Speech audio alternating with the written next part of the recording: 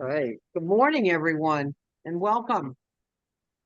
Steph, do you want to do a little bit of introduction or anything? Or Sure, I'm Stephanie Stevens. I'm the grants director here at the Chester County Community Foundation. I thank you guys for joining us today for our last workshop for this fiscal year.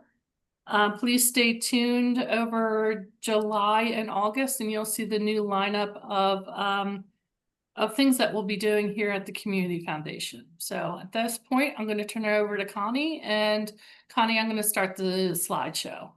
great, thank you. So good afternoon, and thank you so much for joining in on this rather steamy June day for a Zoom presentation about evaluating your board and your executive director. And this is a really important topic that I think often gets overlooked. So I'm really glad that the Community Foundation has set aside some time for us to talk about it today. And we have even though it's on Zoom, if you have questions, please put them in the chat, or if you have comments, or if you have a comment you want to make, Stephanie will keep an eye on the Zoom, on the chat. And if anybody, raise your hand if anything comes up that's not clear, or that you'd like to contribute an ad from your own experience, because that just makes it all the better conversation. And next slide, Steph.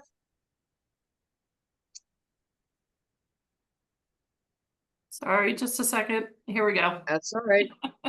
All right.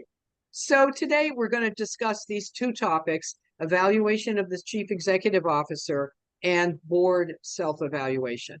And as you can see from this slide, they are two of the 7 basic major responsibilities of any nonprofit board. Number 2 being to build a competent board, which of course also refers to recruiting a competent board, making sure you have adequate board members on participating in compliance with your bylaws, that you're watching term limits and you're aware of when someone's going to rotate off the board. And so you're proactively recruiting people to replace those skills and networks that the exiting people have. But it also refers to evaluating the board, which is a very important element in having a competent board, is not only a self-evaluation of each board member, but also an evaluation of how the board as a whole functions. And related to that, of course, is training and workshops, such as this one that you're attending today. All of those 3 elements really relate to having a competent, effective board. And then number 7 is selecting, supporting, and evaluating the chief executive officer. And as you know, the board is the group that is responsible. If there's a vacancy in the executive officer, you have to figure out, you have to recruit someone, interview someone, and hire them.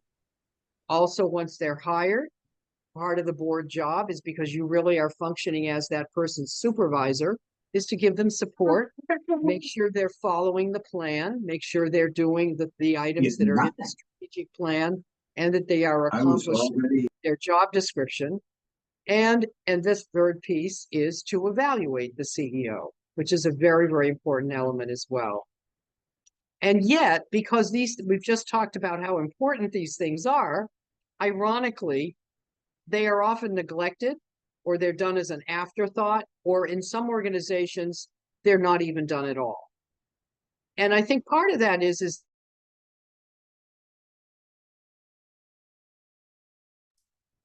Connie, you're on mute.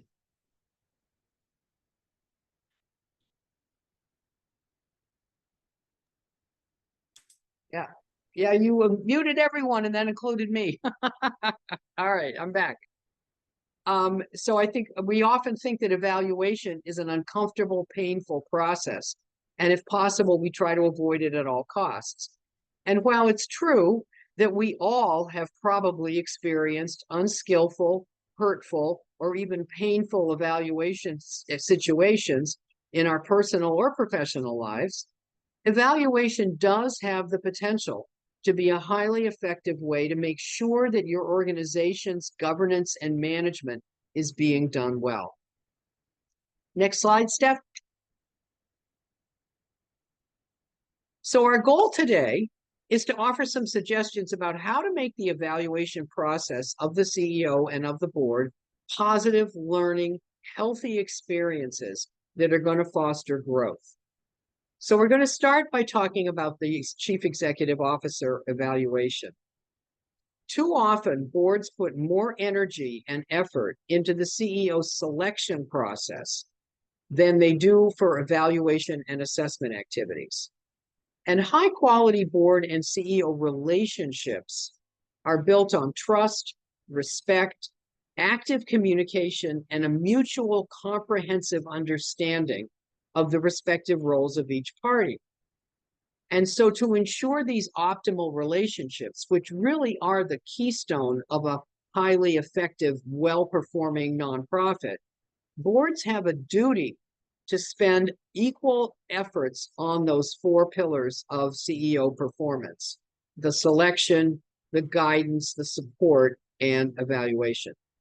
And each of these activities, each of these areas then builds on the other. And if they are done well, it will inevitably lead to high quality relationships and better organizational performance throughout the organization. When CEO evaluations are a high priority for the board and are organized well, the process will instill confidence in the CEOs that their time and their efforts are being appreciated. Mutual respect and trust will be further developed. The board and CEO relationships will be fostered and helped to grow. And all of this will produce better executive performance, better organizational performance, and a reduction in CEO turnover, and even higher job satisfaction for the CEO and the board members.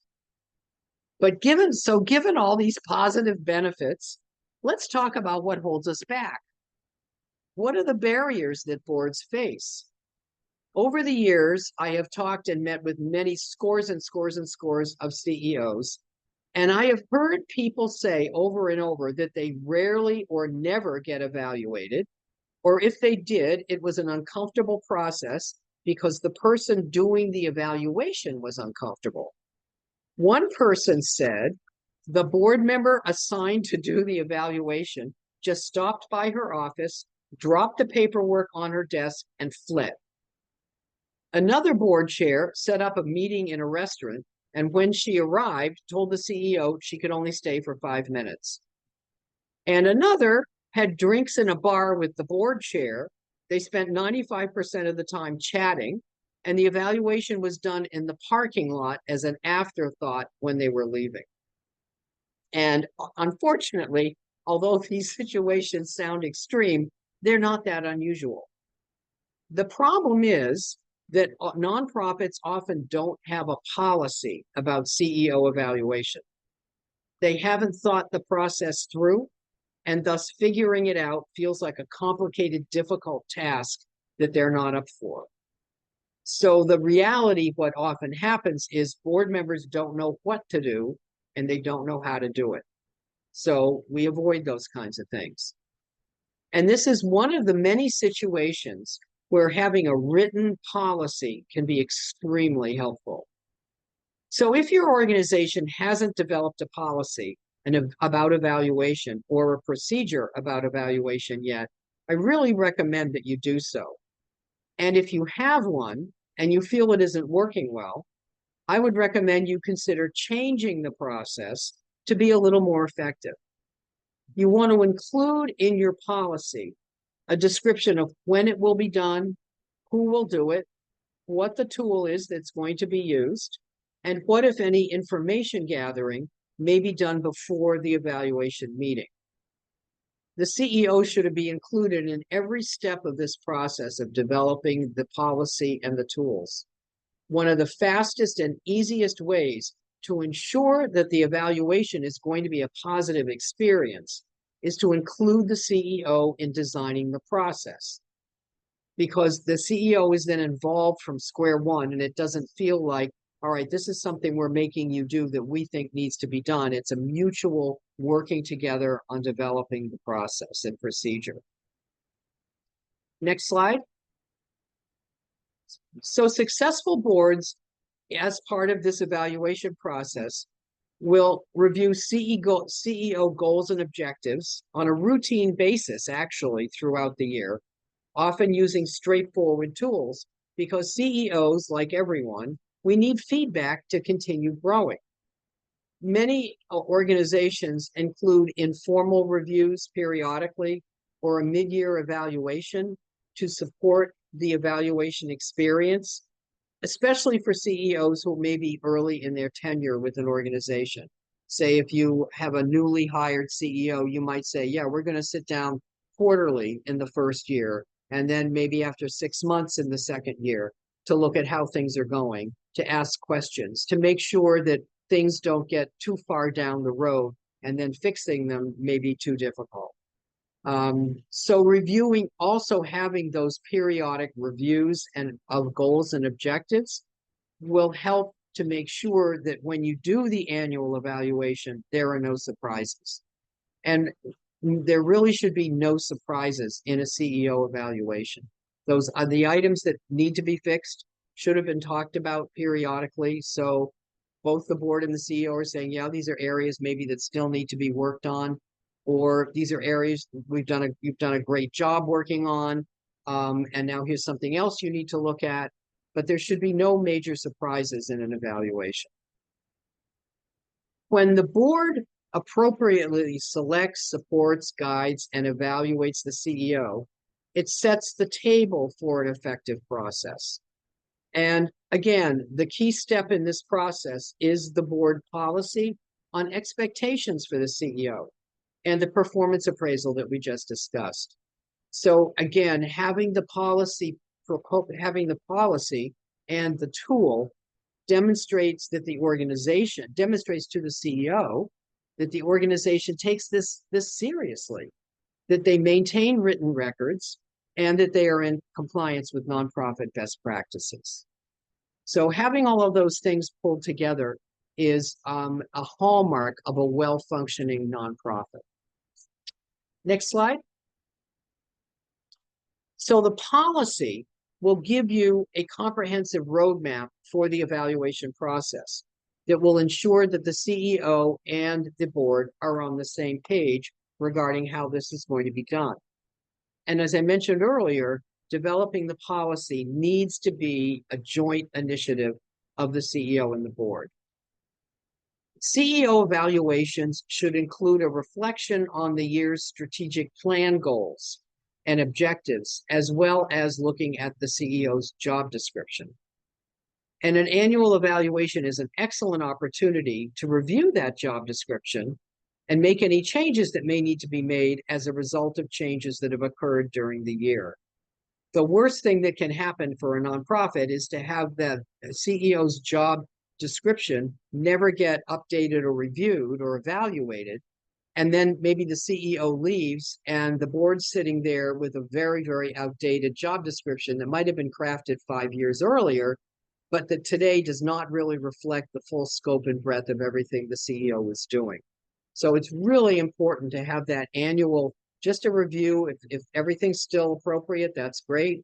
But most likely, especially in this world today where things are changing so rapidly, changes have been made. New opportunities have come up that weren't around when that job description was initially crafted.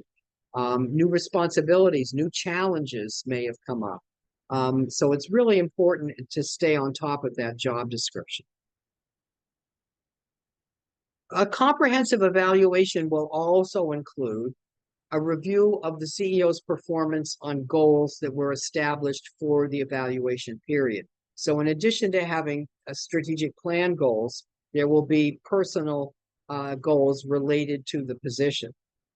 And some organizations ask the CEO to provide a draft set of goals that correspond to the strategic plan. And these goals could be presented to the board, either through committees or to the full board directly, so that everyone is clear about what are the strategic long-term goals the CEO is working on, and what are the interim objectives that are going to be maybe happening this year. Because it's very possible that some of those strategic plan goals may be several years in length. They may take several years. They may take 12, 18, 24 months to accomplish. But in the interim, there should be mid-interim goals. and objectives that the CEO is working on. One challenge that makes the CEO and board evaluation situation unique in nonprofits is that board members often don't have opportunities to directly observe the CEO in action, especially regarding their interactions with their subordinates, with the staff. In other situations, other businesses, the leader will have a direct surveillance of their team members and how they function generally as a supervisor or a boss. But boards, because they are rarely and should rarely be really on site in the organization and seeing how the CEO is interacting, rarely have that opportunity. And there are several strategies that can be used if it is important that the board include a component in the assessment about staff relations or interactions with middle management. This may be particularly important if there's a lot of staff turnover, if there have been complaints, or if there's you get a general sense from either the CEO or the staff that there are issues going on. It may be particularly important to include something like this in an evaluation process. One approach is to do a staff survey or a 360 evaluation. However, like all parts of a CEO evaluation, this really has to be done carefully and very well, or you could get unintended consequences. You could, step on the landmine of a couple of staff members who have grievances, which may not reflect the whole group of staff, but it may be just a very personal thing, which may then create rifts if the CEO finds out what someone has been saying about them. So you need to be really careful about how you do that. But typically, if you do choose to do something like this, you might include the people who directly report to the CEO, such as department directors, if it's a large enough organization to have that. You might include staff leaders or team leaders. You might have a random sampling of middle managers, again, depending on how large the organization is. And you might also include community leaders who you knew had been working with the CEO rather closely during the year. At one point, as I'm a consultant and I work a lot with nonprofit organizations, and at one point, a board chair of a nonprofit was evaluating the executive director, and he called me and said, "What do you think about our executive director? How well is she doing with this, this, and this? Because you've been interacting with her." And so that was a very interesting way to get outside, more objective input. You can also do an annual employee satisfaction survey to gather insights into the organization's overall culture. So that could be a less direct way of going about finding out general information about staff satisfaction. And also strategic planning can be used as a really great opportunity to engage staff members in focus groups and to talk about what are the issues, how do you feel about what are the changes that need to be made, because that then can feed into the human resources section of a strategic plan. So there can be several different ways that you might gather staff input if you feel that that's important. But some of this may be really tough if you are in a small organization with a very small staff. So again, you have to be very careful in terms of how you choose to implement one of these ideas. One school of thought suggests that a 360 type evaluation is better suited for growth and leadership development opportunities and not part of an actual formal evaluation process. And alternatively, some high-performing boards will use an evaluation tool that focuses on job responsibilities of the CEO, and they ask every board member to complete a survey. And then that tool is compiled by generally the governance committee or the executive committee. And the results of that survey can be then provided to whoever is managing the evaluation process. So they also have that input as well. So there's several ways you can sit back as you're thinking about with the CEO about who do we want involved in this evaluation. You want to think about whose input do we need, who really knows what's going on, or if no one really knows, what other groups do we need to include so that we can get a more holistic, better rounded view of what's going on and how the CEO is performing. And another element that you might choose to include in your CEO evaluation is a CEO self-evaluation. And that can provide an opportunity for the CEO to share major accomplishments that have occurred during the year, as well as their perspective on their own performance. Because the board may not know everything, and certainly the board doesn't know everything that the CEO has done. And there may be some things that the CEO has accomplished which are not significant and big enough to bring to a board meeting and have a long discussion about, but they may be significant enough so that the CEO's accomplishment of them is going to facilitate the working of the organization and be significant. So there may be things that just haven't come out in the CEO's reports to the board that the CEO could include in their own self-appraisal.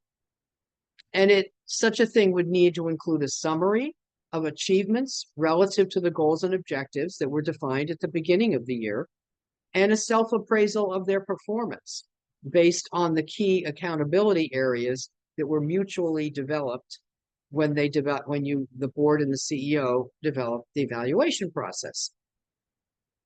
The self-evaluation also gives the CEO an opportunity to share with the board an accounting of the continuing education that they may have done, any leadership development activities that have occurred in the past year, and some often include an updated resume and a bio, which would tell the board information about other professional activities he or she may be engaged in, such as service on local, state, and national boards, or volunteering for civic activities.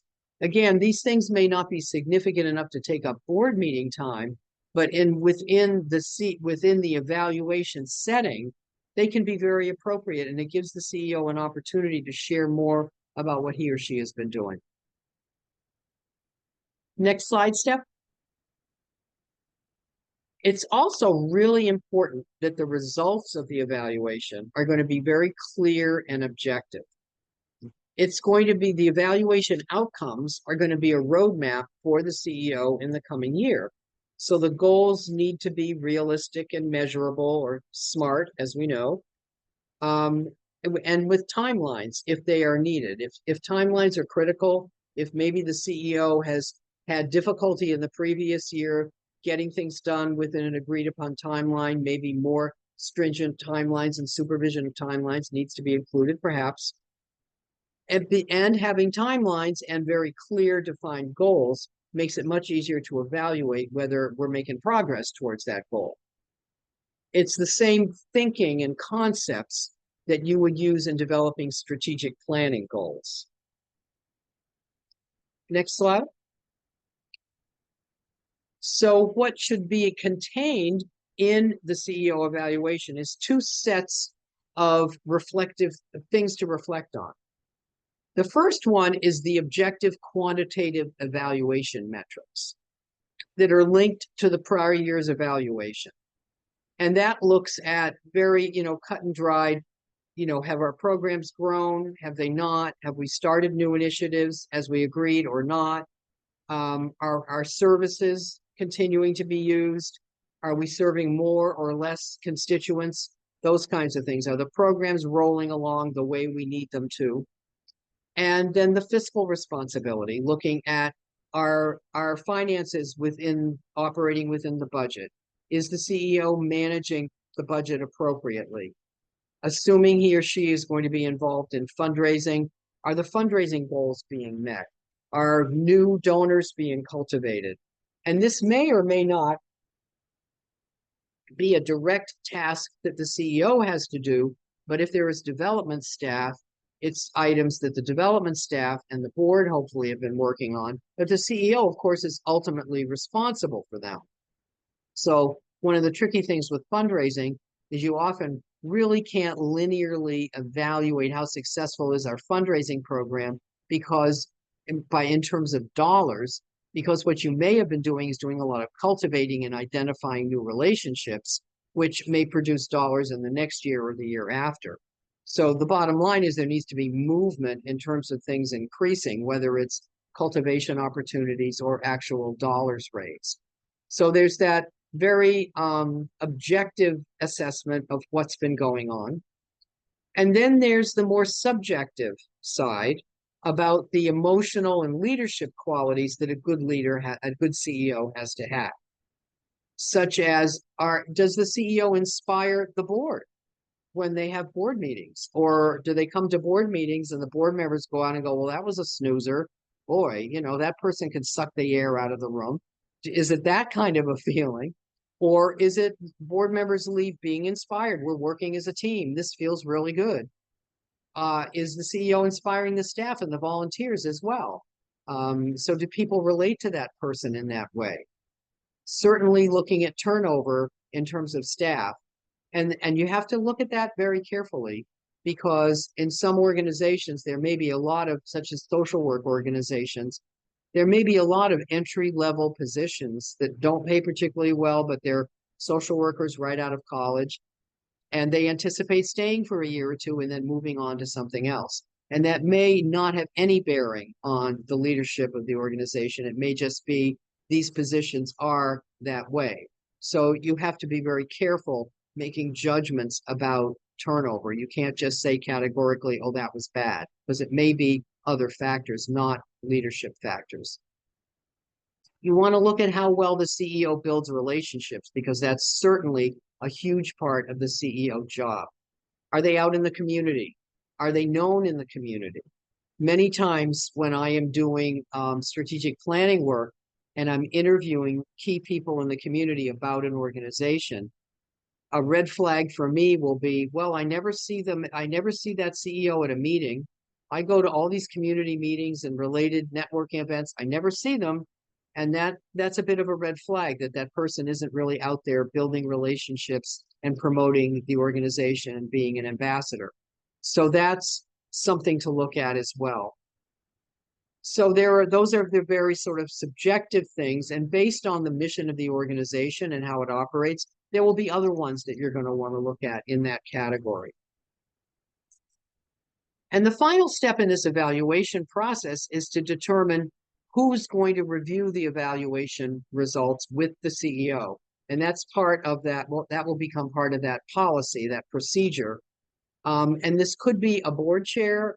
It could be the chair of the executive committee. It could be several board members.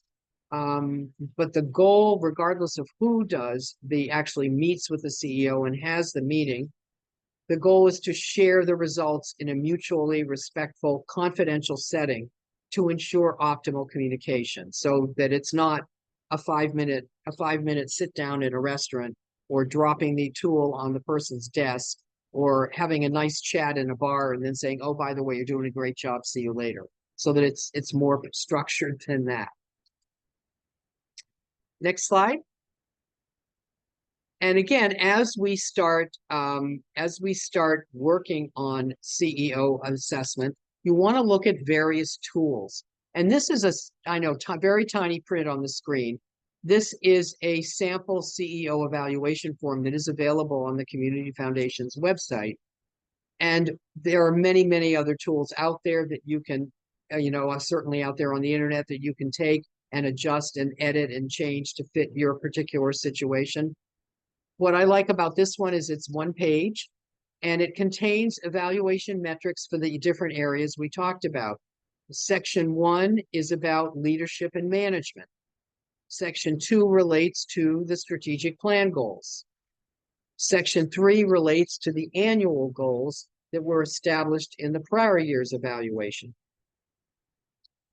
And Section 4 relates to the subjective qualities that we just discussed that you look for in a high-performing CEO. And then there's opportunities to also write in comments. So this is one example of a CEO assessment survey that you could use. Next slide. And as we do these evaluations, it's really important that they get linked to the strategic plan, to the goals and objectives in the plan. Both the board and the CEO will have goals in the plan that are assigned to them. So the assessment process for the CEO, as it is for the board, is a great opportunity to check in on how well these goals are being met. And in fact, the strategic plan goals could actually be used as an outline. The specific ones for the CEO could be used as an outline for developing each year's assessment tool. So you can see here on this slide that the CEO includes very specific goals, outcomes, metrics, timelines, budgets, which makes it very easy to evaluate how well are we doing reaching this, or have we reached it? And the process of developing a strategic plan should include not only information and thoughts of the existing organization, the staff and the board, but it should include people from the outside, the external realities of what people feel who are working with that organization. And the strategic goals generally are several years in length. Some may take only a few months to do, some may take two years or so. Next slide.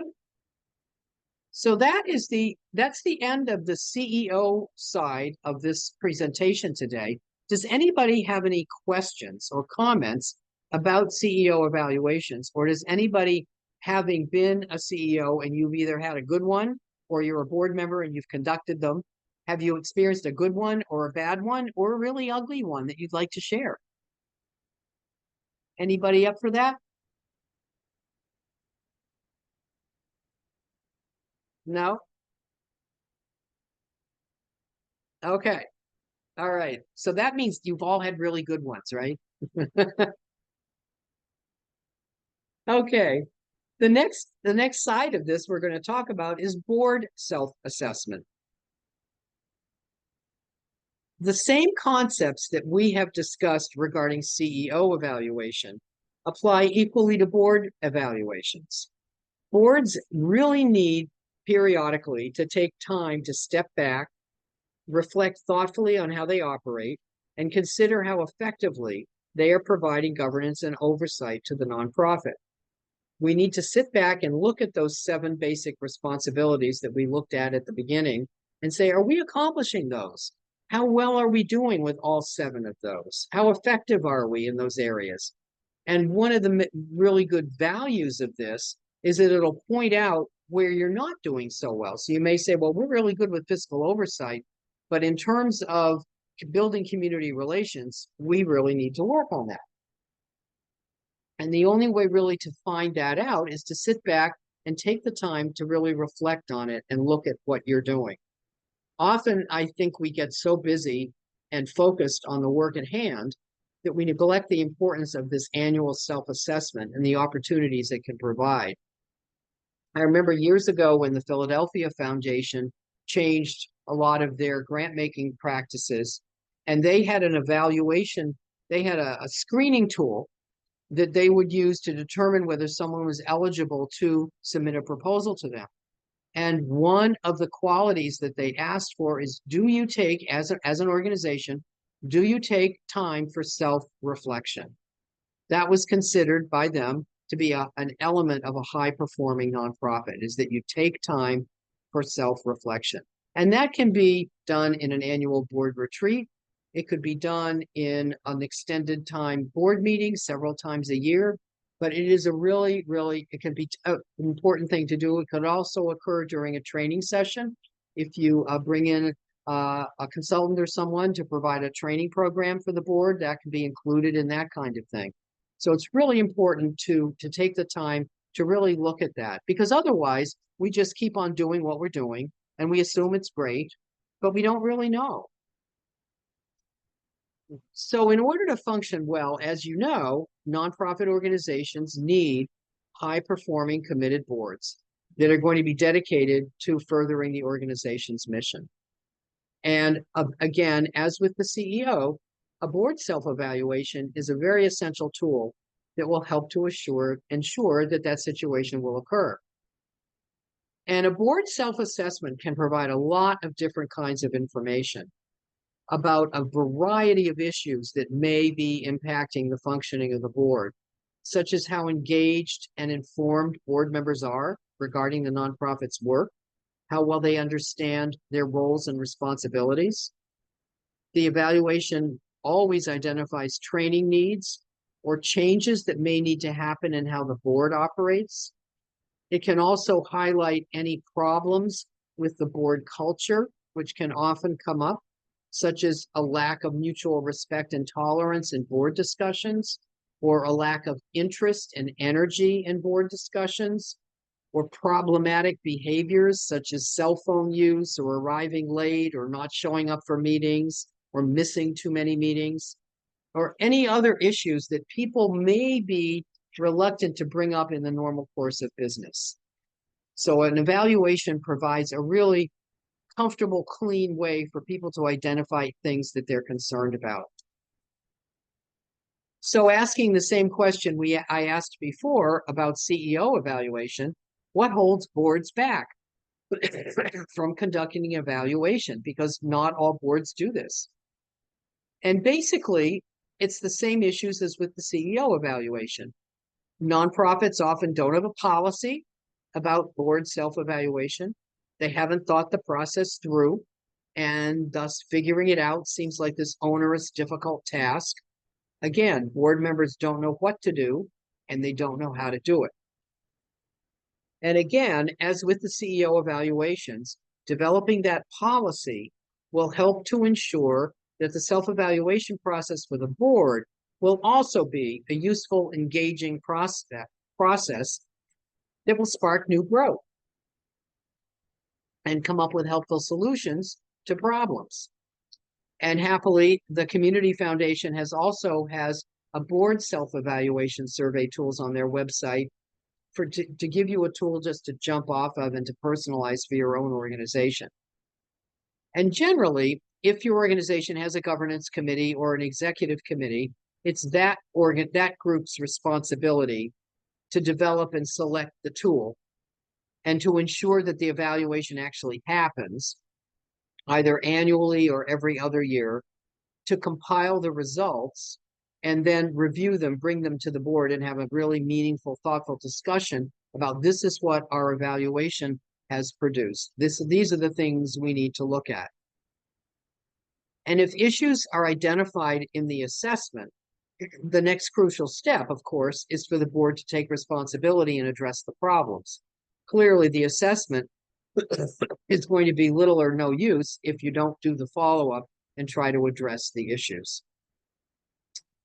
Next slide. Okay, so the board self-assessment also will have two parts. One for the individual board member to think about to assess his or her own personal performance on the board, their commitment, the person's participation, competence, understanding. The purpose of this part is to help someone honestly consider his or her role on the board and identify areas where training or support are needed. So what often might happen is the question might be, do you understand the financial statements that are discussed at board meetings? And someone might sit back and go, no, I don't. I don't get that. I need more training on how to read those. Or the comment might be, I'm ashamed to ask a question that I think someone's going to think is stupid. And so I don't ask questions, and that identifies a different problem on the board. So this can be a very helpful process to have each board member sit back and just reflect a little bit on what am I doing on this board? How do I feel about it? How committed am I? Do I feel the board meetings are useful? Is it a good use of my time? Sometimes you come out of a board meeting and you're just like, well, that was a waste of time. Why was I there? Do you feel that way, more than very, very rarely? Those are the kinds of things you reflect about personally. And the results of these kinds of things, as I've mentioned, can also point out topics for future board workshops. So if the board member says, I'm not involved in fundraising because I don't understand what I'm supposed to do, that says, maybe we need a workshop on fundraising. If the board member says, I don't understand what the job of the board is, which may come out, especially if it's someone new who hasn't been on a nonprofit board, And that points out we need a workshop on roles and responsibilities of a nonprofit board for at least some people who might choose to come. And the other part of the assessment is for the individual board member to also evaluate the performance of the board as a whole. And this can relate to items about, are there open, honest discussions? Do other board members participate? Is there, a long-winded person who talks too much and the board chair has difficulty controlling him or her? Are the meetings effective, and the overall board culture?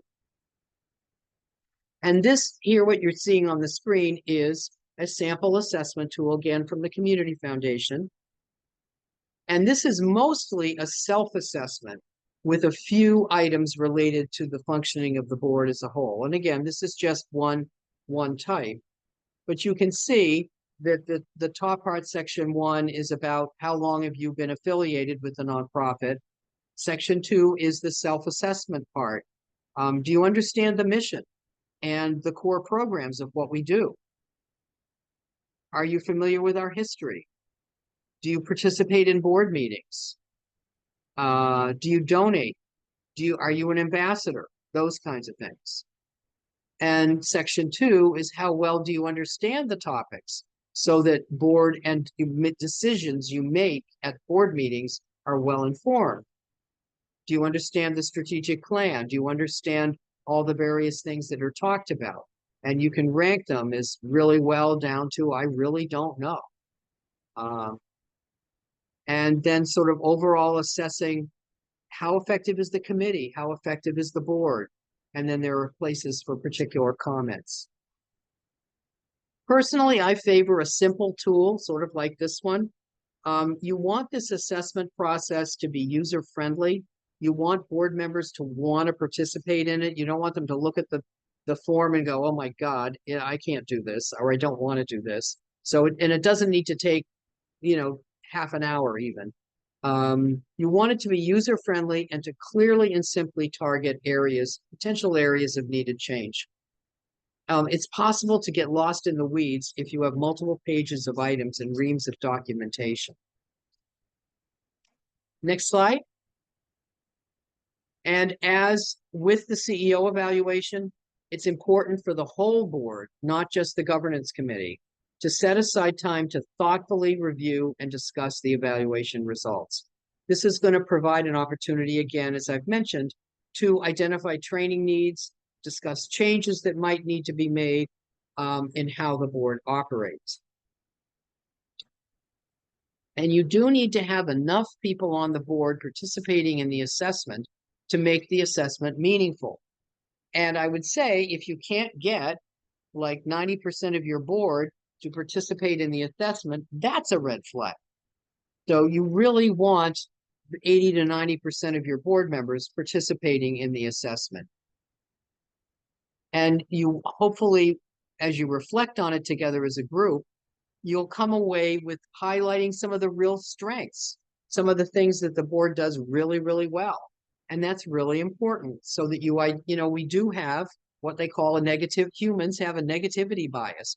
Oftentimes we just focus on the negative and we don't think about the positive enough. And so the reflection time really is an opportunity to not only highlight the issues that maybe need to be addressed or changed, but it's also a time to identify and celebrate the accomplishments. And this also needs to be an element in the CEO evaluation. Another aspect of board self-evaluation that you could try as well, which I really like, is maybe once or twice a year at the end of a board meeting, do a very quick 5-minute board meeting evaluation and use a tool that asks the kinds of questions like, did I understand the topics? Was this meeting a good use of my time? Was it run well, et cetera, those kinds of things. You might have half a dozen questions on a piece of paper, and just quickly assess how well your meetings are going. And that is sort of another version of, with the CEO, of doing periodic evaluations through the year, so that there aren't any big surprises when your major annual evaluation happens. This is another version of that for the board, where you can identify what are the problems, or what are the issues, and maybe we can fix them sooner than waiting for an entire year. Like you may have, the executive director drones on and on and on and doesn't let any of us talk. I've heard that at times, or two board members do all the talking and I can't get a word in edgewise, or too many people showed up late today. I mean, those are issues. So that's something else to think about in terms of just doing a quick meeting evaluation. So are there any questions on board self-evaluation? Any thoughts on that? Does anybody here who's involved in a board do board self-evaluations? Connie, I have a question, and I can also say that the answer to your question is yes, we do. I'm pretty clear on a best practice for how to do the overall board assessment of itself and the tools to use, etc. What would you suggest as a best practice for the individual board member assessments? Clearly, you feel the survey, they answer their own self-assessment questions. Do you then recommend the board chair have a one-on-one, like not as rigorous as the CEO evaluation, but would you have a conversation as the board chair with each person to say, here's what I see, here's what you see, and then would you present some sort of summary results on everybody at the next meeting or something? You could do that as well, Bob. Absolutely. You could include that in there. Generally, these surveys with board members are generally anonymous unless a person chooses to identify themselves. But you could, especially if a board was maybe a little bit in trouble and you felt you needed that kind of in-depth, how are things going kinds of conversations one-on-one, then I think that could be a helpful thing to do. That's fair. And I also see a positive opportunity, like I was thinking about just getting each board member to restate what their moral ambition is personally and for the board over the strategic planning horizon. Those all may be a little different, and I'd love to hear those individually as a way to build more connection with each of my board members and then rally them at the end. Yeah. No, I think I think that would be an excellent practice to adopt, that the board chair or someone maybe from the governance committee, or you could share that responsibility. Maybe executive committee members might have those conversations. Absolutely. I think that's a great idea. It takes it to another level. It takes this evaluation and looking at things to another level. And it's also helpful, as being a board chair, sometimes there are underperforming board members. And hopefully you have a policy about how to fire underperforming board members if you have to, and a procedure for doing that. But it can also be a tool, and if you see someone going down that slope, again, to maybe try to head it off at the pass and say, what's going on with you? You've missed 3 out of the 4 board meetings, or you come to meetings and you don't say anything, or you might not be quite as confrontational as that, but it would be those kinds of information gathering could be very helpful. And then, I think what happens a lot of times when someone is either discouraged about their board performance, doesn't know what to do, or just wants to get off the board, people are reluctant to say, I want to get off the board, because they don't want to offend people. Have you seen that? Oh, absolutely. Yeah. And so that's when a kind question, well, do you really think this is the right thing for you? If you'd like to step down, however you would handle that, yeah. Yeah, I think it's, I totally hear your position on it. It helps with problems, but I just think it could also be a catapult, because I want to believe that we can get every board member performing optimally in a way that they're happy and excited about whatever contribution they're making. So even if my colleagues here don't have problems with their board members, it could be an accelerator to do these. Absolutely. Speaking of, looking at it as a positive tool. And I think that that's often the holdup, if you will, with evaluation, is we do give it this negative connotation. We're just looking at problems. And that's not the case at all.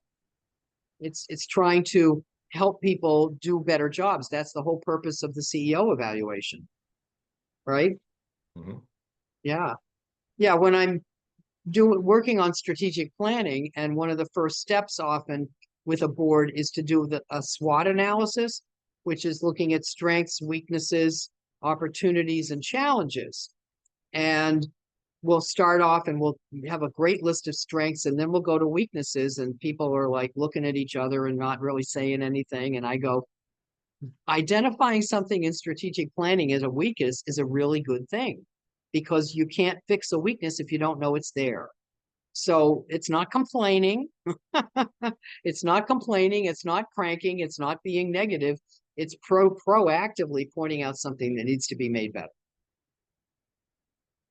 And I think that's the mindset that we need to develop with these evaluations, is that we're proactively identifying ways to do the jobs better, because they're that important. Other questions? Experiences you've had?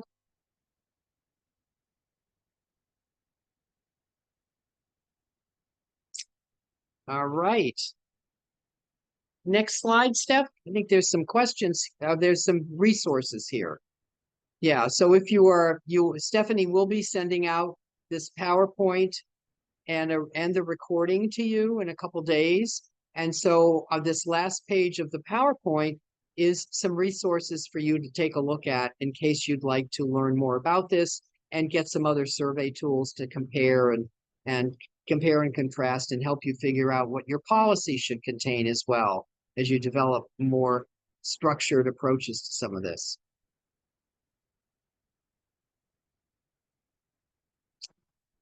Okay, no more comments, questions, anything?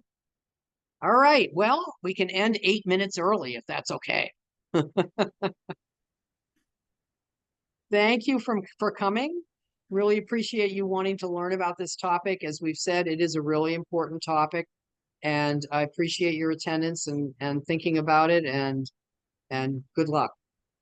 Thanks so much. This was tremendous. Thank you. Oh, you're very welcome. You're very welcome. Yeah, thank you for your time. Very welcome. My pleasure.